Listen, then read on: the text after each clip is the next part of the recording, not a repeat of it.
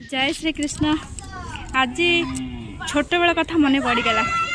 एमती आम छोट बेले फेरी बेले एमती आसवे मौसा आमको केते बाघ हाथी एमती कर दियंती। एपटे आगे मौसा हाँ घन बेले आम जो थिलु आम जो खाऊलु से 2 टंका थिला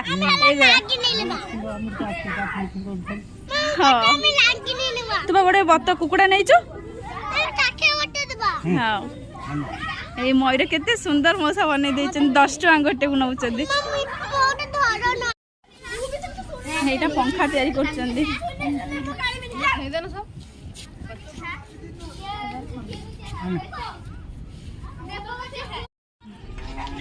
साप फोटो